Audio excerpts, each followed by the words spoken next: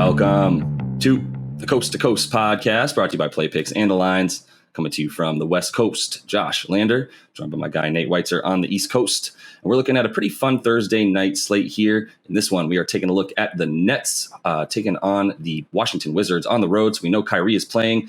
James Harden is likely out for this one with a hamstring. May not be on the team by the end of today, as this is the trade deadline, as we all know. And there are all of these rumors flying around about Harden ending up on the Sixers, but we will see what happens there. Nate does have his great article up on playpicks.com as well, with some best bets and player props in there for you. And make sure to like and subscribe to that page. We've got a couple other videos for you today, including that player props video. Went about 2-2 last night, but still highly above 500 so far this calendar year. And as always, if you do still need a FanDuel or a DraftKings account, head to fdpicks.com or dkpicks.com and find those listings in your area, such as what we've got for tonight. Nate, let's get into it. Yeah, 7-game slate on Thursday. That's what we get when we have a smaller one on Wednesday. And it is trade deadline day, so there are going to be a lot of things to adjust to probably after 3 p.m. This game, actually, we probably know the situation because the Nets, they've listed Harden out with a hamstring his last few games. Even if he's not traded, he's probably just going to sit this game because it'd just be so awkward for him to have publicly kind of pushed his way towards Philadelphia and for it not to happen until next season. So the Nets are right now +3 with the expectation that it's just the Kyrie Irving show in Washington. And that total is at 218, hasn't moved too much. 6 other games tonight, as I mentioned. The Grizzlies are -11 in Detroit. The Heat -5 at the Pelicans, who will debut C.J. McCollum tonight. The Raptors are -8.5 at the Rockets. Clippers +7 at Mavericks. The other game we break down is an NBA Finals rematch. Bucks are +4 at the Suns. 232 total there. And then the Knicks are at +10 as they face the Warriors, who are on a second half of a back-to-back. Look, I don't want to mess with the spread or pick a winner in a game between teams that are 1-8 and 0-9 over their last 9 games. But I do want to pick the over for sure. I feel very confident about that. That's why we're talking about this game. The Nets have struggled to go over lately. They've struggled offensively with Harden either playing with general malaise or sitting out, and then they had to play at home, which means without Kyrie. Still went over actually in their last game because they just let the Celtics, a low-scoring team, score 126 points. And the Wizards are also a low-scoring team that does score a little bit more at home, around 108. Does tend to play with more pace at home, is 9-6 to the over as home favorites. And surprisingly here, they just shut down Bradley Beal for the season with his wrist injury. Their offensive rating goes up 5 points in 13 games without him, and they average more points per game without Beal.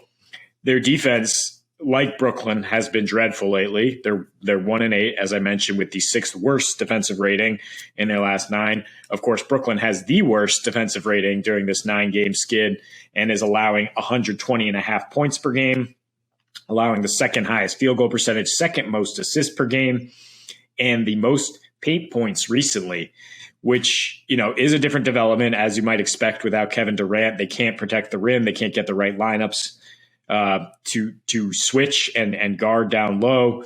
So that their defensive rating up 10 points. You've heard us mention this time and time again. Offensive rating rises with Kyrie, of course, more likely to go over. Kyrie has cooked the Wizards in 4 recent meetings, averaging 28.5 points, 8 assists with a 120 offensive rating, shooting over 53% his last 2 trips to Washington. And these teams combined for, a silly shootout 2 games ago in Washington. It went to a total of 285. They're averaging 266 points per game in their last 2 games in Washington. I know no Beal, no Harden, no Durant, but I still think we can go over 218. Very modest total here. And the Nets, as we often talk about, also score more on the road, 7th in rating versus 25th at home, scoring 5 more points per game. It all adds up to more likely that we'll have points than some sort of defensive showdown. Yeah, no, I would fully agree with that. And mostly from the standpoint of Brooklyn, obviously being as bad as they are. You talk about what they're not doing on defense, over their last 9 games. And, we talk about Kyrie being there, more offense, less defense. We talk about the same concept with KD and sort of the inverse there, less defense without KD. As we know, he became their rim protector. I'm fine with taking anybody to score on the Nets. And because it's the Wizards, I'm also very fine with anybody scoring on the Wizards. You mentioned that, at this point, the Wizards are somewhat not necessarily a G League team. I think they've got a few other, players. They're obviously much deeper than everybody's deeper than the Nets right now. But, they at least have some guys that can put up points. And there's really nobody on the other side of the ball for the Nets with the lineup that they're going to be throwing out there tonight that you feel comfortable saying that they can stop these Wizards in any way, shape, or form with or without Beal, as you mentioned. And it's really a lot to do with the rebounding. You've seen a lot more Thomas Bryant lately as well for the Wiz, who's obviously he's been averaging about 8.5 boards since his minutes have upticked a bunch this season. And their defense is still nothing to really look at and fear in terms of the Wizards, just because they're playing a little bit bigger. It really just means they've been getting a lot more offensive rebound, getting some more second chance points, which is exactly where Brooklyn gives up the most over their last 9. That's one place the boards that they lose every single game, in their last 9 in a way that has really led to the other team just being able to either run up and down after grabbing a defensive board and going, or really just get a ton of second chance points on them, the most in the league in those last 9 games as we talk about. So tonight I don't like the Nets to be able to win, to be honest, but to your point, I do like the over more. I think if you wanted to, there's not much of a point in a tease here, in my opinion, just because you've got Washington at that +3 spread. I'm not really worried about that. It's not really worth it to drop that 4 points to me, to where they can basically lose the game by 1 at that point. But more importantly for me is that total, as you mentioned, it's risen 2 points since we actually started looking at things, looking at these totals, and then since we started this show, it's risen a couple points. It might, I don't think it's really going to go back down. So I think this is the time to take it at about 218.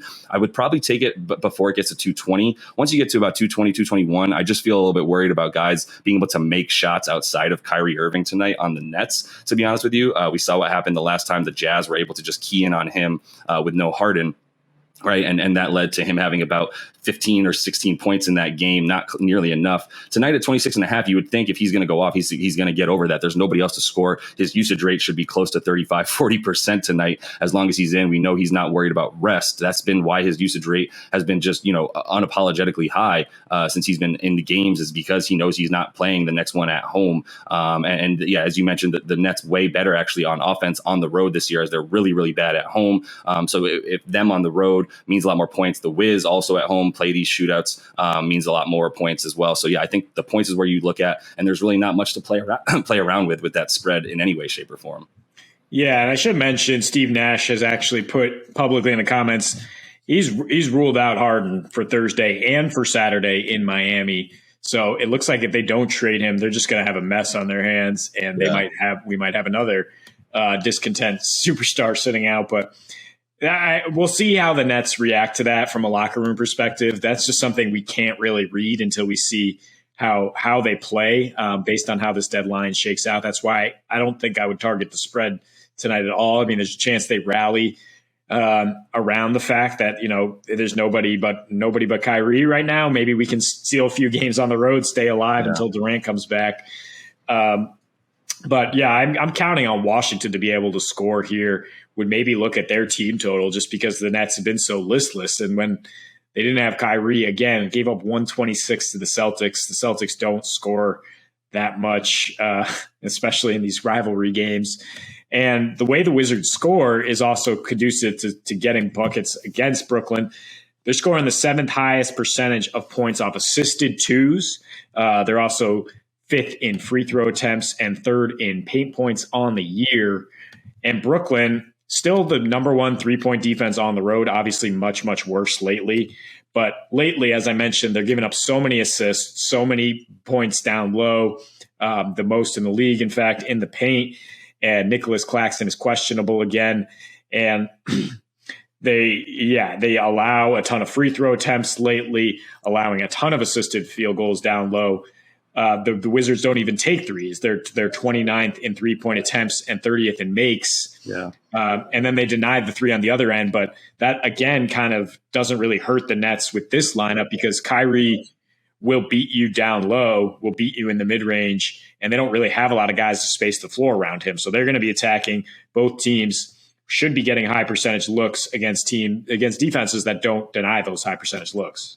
Yeah, and yeah, that's what we're saying essentially is what each team does well on offense. The other team doesn't stop on defense. Not that either of these teams have really stopped anything on defense up to this point. So it's going to be an interesting game at the very least. I mean, I was really looking forward to being able to maybe take some Spencer Dinwiddie revenge props, if you will, and see what his totals are at. He's just been abysmal this season and really failed. It is a huge reason that the Wizards have just sort of sputtered out and completely. And him against the Nets in general, it hasn't been good since he's left them. He's played against them twice, averaging about 10 points in that time frame, shooting about 35% from the field. So he's not exactly. Kuzma and Kyrie should be good props to target when they do come up for this game. Yes, that was my segue to saying who I did like, because I definitely do not like Spencer in this one, Dinwiddie, but yeah, both Kuz, even KCP and then Kyrie. I think all three of those guys are going to score the bulk of their points for their team. Even the possibility that you get a guy like Thomas Bryant down low with guys like LMA still being pretty slow and a bit hobbled. So yeah, either way, I think you expect points tonight, but this one could be close, could be a Wizards blowout. I don't think it'll be a Nets blowout. If anything, I just think the Nets are in such a spiral right now that we'll have to see what happens to that team chemistry, as you mentioned. So that is all the time we have for you in this one. Make sure you are liked and subscribed to that page. So got those other couple of videos up for you today on this pretty fun Thursday night slate. And until we see you next, happy betting.